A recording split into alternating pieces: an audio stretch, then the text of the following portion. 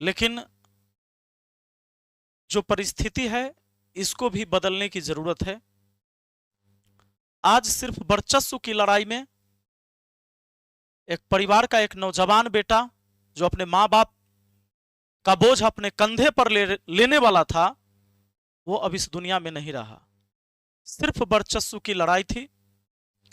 गलतियां कम या ज्यादा हुई तो दोनों तरफ से है। गुड मॉर्निंग साथियों, सभी को गुड मॉर्निंग। कैसे हैं सब लोग? सतीश, रणधीर, उत्तम, लखबीर कुमार, पिंटू चौधरी। एक चीजों के लिए मैं आप सभी से क्षमा चाहूंगा कि अभी कोचिंग जगत में जो घटनाएं हुई इसमें हम सब जिम्मेदार हैं, क्योंकि अगर कोचिंग जगत में कोई भी घटनाएं हुई हैं और घटनाएं ऐसी जो कोई अगर निंदा कर रहा है तो उनके शब्द कम पड़ जाए, इसके लिए हम सभी शिक्षक समाज का जो एक चेहरा था वो धूमिल हुआ है। ये किसी के हित में सही तो नहीं हुआ, चाहे जो भी हुआ। साथियों, मैं आपसे फिर से आग्रह करूंगा कि अब जितनी भी चीजें हो गई वो चीजें अब मामला कोर्ट की होगी, पर आप सबने अपने समय को बर्बाद किया, बहुत सारा टेंशन लिया, तो अब मुझे लगता है कि वापस लौटिए, लगिए फिर से। थोड़ा सा समय लगेगा आपको सेट होने में, अपनी पढ़ाई को फिर से शुरू करने में। बातें दिमाग से एकाएक खत्म नहीं होती है, लेकिन जो परिस्थिति है इसको भी बदलने की जरूरत है। आज सिर्फ वर्चस्व की लड़ाई में एक परिवार का एक नौजवान बेटा जो अपने माँ बाप का बोझ अपने कंधे पर लेने वाला था, वो अब इस दुनिया में नहीं रहा। सिर्फ वर्चस्व की लड़ाई थी। गलतियां कम या ज्यादा हुई तो दोनों तरफ से है, पर क्षति एक तरफ का बड़ा हो गया। वो क्षति, कोचिंग तो दोबारा आप स्टार्ट कर सकते हो कोई भी व्यक्ति, पर जब किसी की जान चली जाए उसे हम दोबारा वापस नहीं ला सकते हैं। मैं एक शिक्षक होने के नाते मैं भी अपने कर्तव्य को निभाया। इसमें भी ना जाने कितनी वो सारी चीजें मुझे सुनना पड़ा, सहना पड़ा। मैं अपने साथ साथ, आप यूं कहिए, अपने पूरे परिवार को भी परेशानी में डाला। सिर्फ वर्चस्व की लड़ाई। कभी आपने कुछ ऐसे बयान दे दिया सामने वाले के लिए, कभी उसने आपके खिलाफ बयान दे दिया। ज्ञान बिंदु कोचिंग सेंटर और खान जीएस रिसर्च सेंटर, ये दोनों के साथ बयानों की लड़ाई तो छात्रों के बीच आम था। आपने लगातार सुना भी होगा, आप एग्री करेंगे मेरे इन बातों से। पर ये बयान, पोस्टर, बैनर, मारपीट, गोली, फिर झूठ, एफआईआर, रोशनानंद सर की अरेस्टिंग झूठी एफआईआर में, उसके बाद उनके भाई का संदिग्ध हालत में मौत, यह है जांच का विषय। कानून जो दोषी होगा उसको सजा देगी। हम लोग कानून और न्यायालय पर भरोसा रखते हैं किसी के साथ। पर जितनी भी चीजें हो गई, कहीं ना कहीं शिक्षा जगत को कलंकित कर दिया। अगर ये चीजें पहले से इतने वर्चस्व को रोका गया होता तो ये चीजें नहीं होता। तो हम सब, आप सब जिम्मेदार हैं, छात्र शिक्षक सब जिम्मेदार हैं। इसलिए मैं कहता हूं, हमारे गुरुजी भी कहते थे, जिन्होंने मुझे पढ़ाया, आर एस राठौर सर, एक टाइम बिहार के सबसे मशहूर गणित के शिक्षक हुआ करते थे। वो कहते थे कि तुम्हें भगवान ने आंख दिया है, वो तुझे देखने के लिए, तुझे कान दिया है पर्सनल, तुझे सुनने के लिए। अगर ईश्वर की मानसा यह होती कि कोई देख के तुझे बोल दे और वही तुम मान लो, कोई सुनकर तुझे सुना दे और तुम वही मान लो, ईश्वर की यह मानसा होती तो तुझे पर्सनल आंख नहीं देते, पर्सनल तुझे कान नहीं देते।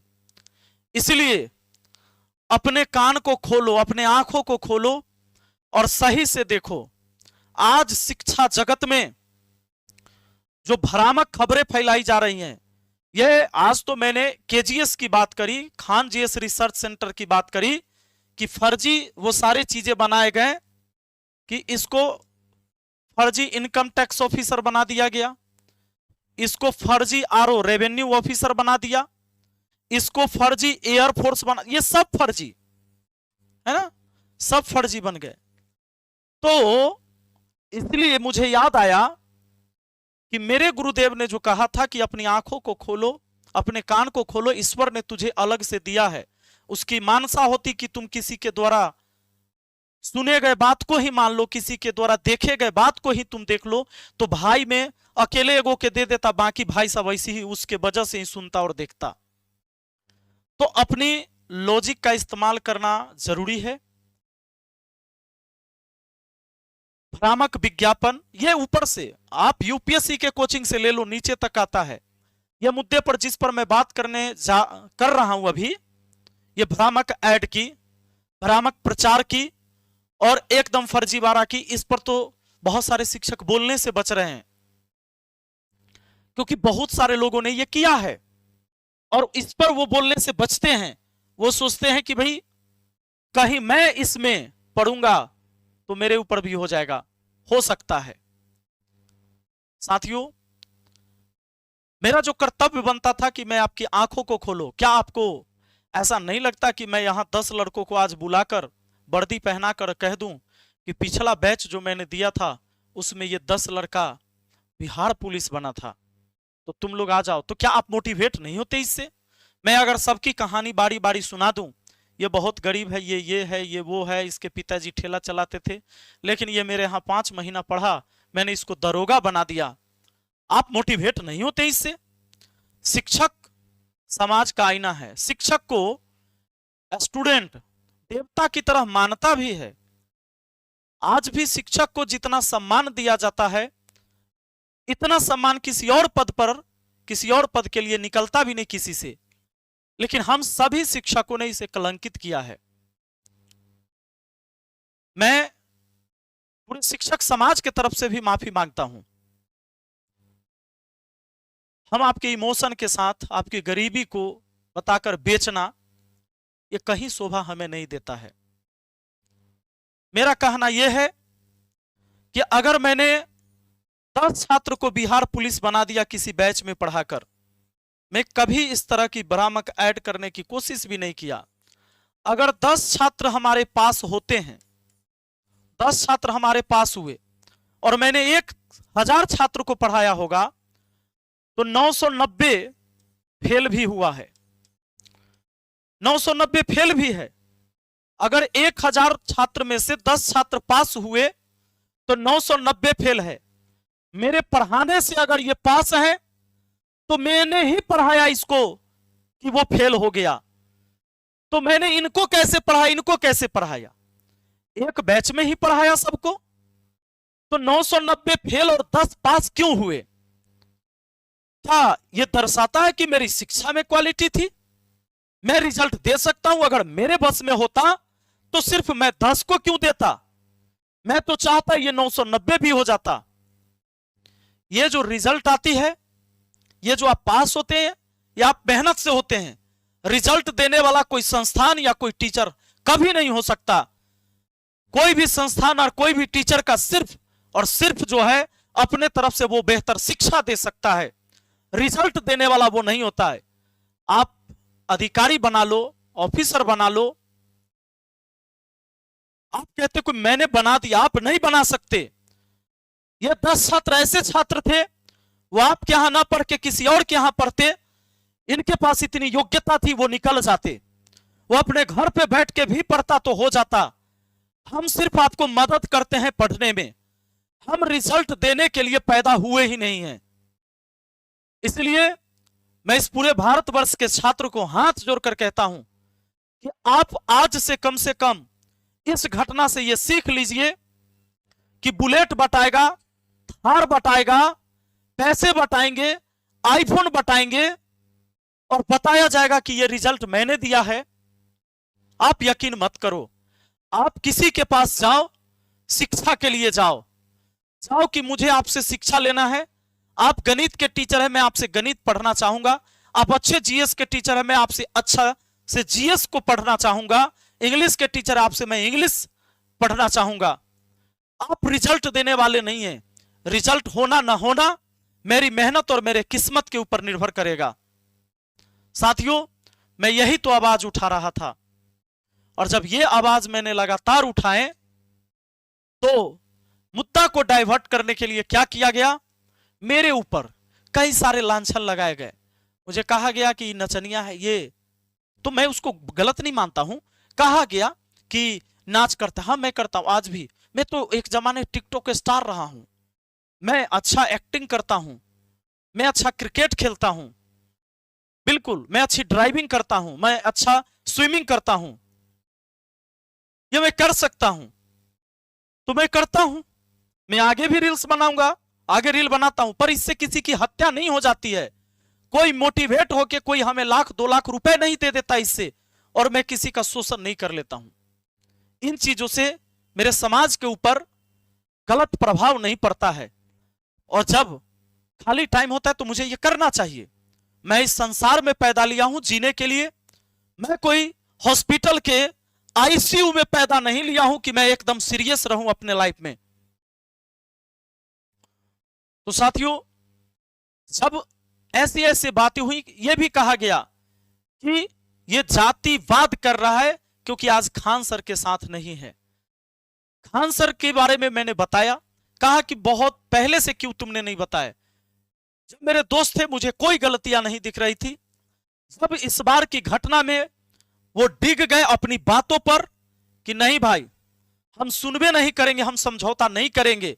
समझौता न करने की वजह से आज किसी की जान चली गई, तो आप कोचिंग से पैसे कमाकर क्या कर लोगे? क्या अपने दिल को सुकून दे पाओगे, तसल्ली दे पाओगे? या रोशन सर का भाई आज नहीं है, वो कैसे अपने आप को समझा पाएंगे कि कोचिंग के वजह से उनके भाई का मौत नहीं हुआ? आप दोनों की वर्चस्व की लड़ाई में एक ऐसी जान गई है जो आप दोनों के दिल में कसक हमेशा रहेगा। साथियों, मुझे जातिवाद से जोड़ा गया, लेकिन मैं कहना चाहता हूं, सोचिए, जब हमारे वासुदेवपुर चंदेल के एक राजू पासवान है, उनकी बच्ची को कैंसर था। तो जब ब्लड कैंसर था तो मैं खुद गया था, उन्हें अपना ब्लड मैंने डोनेट किया है। यहां तो कोई जातिवाद बोलने वाला नहीं पैदा हुआ था। और सिर्फ मैं नहीं, जितने मेरे छात्र मेदांता हॉस्पिटल में, और डेट भी देख लो 14 जुलाई 2025, ये जितने भी मेरे पीछे खड़े लोग हैं, चूंकि ब्लड कैंसर था, बहुत ब्लड की जरूरत थी, तो ये सारे लोग ब्लड डोनेट करने मेरे एक बात से गए और आए। चूंकि वो गरीब परिवार से थे। अब ये कहोगे कि मेदांता में कैसे इलाज हो रहा था? सरकार के कुछ सहयोग राशि आता है जिसके वजह से उनका हो रहा था, और ब्लड कैंसर में मैं और अपने साथ सभी लोगों से बुलाकर ब्लड डोनेट करवाया।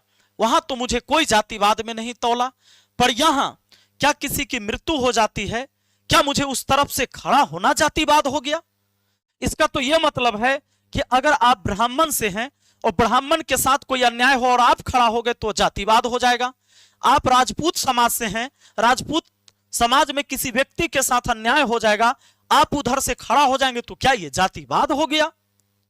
क्या हम सिर्फ दूसरे जाति के तरफ से खड़ा होना ही मतलब इंसानियत होगी, और अपने जात के कोई भी व्यक्ति के साथ अगर गलत हुआ वहां खड़ा होना जातिवाद हो जाता है?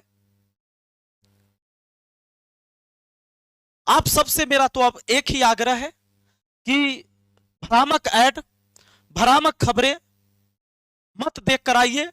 सोशल मीडिया बेईमानी का सबसे बड़ा अड्डा, झूठ का सबसे बड़ा अड्डा बन गया है। इतनी भ्रामक चीजें फैलाई जाएगी, किसी के बारे में कुछ भी लिखकर पोस्ट किया जा सकता है। तो आपसे आग्रह होगा हमारा कि आज के बाद से किसी भी शिक्षक के पास जाइए तो सिर्फ उससे पढ़ने के लिए जाइए, रिजल्ट देने वाला वो पैदा नहीं हुआ है।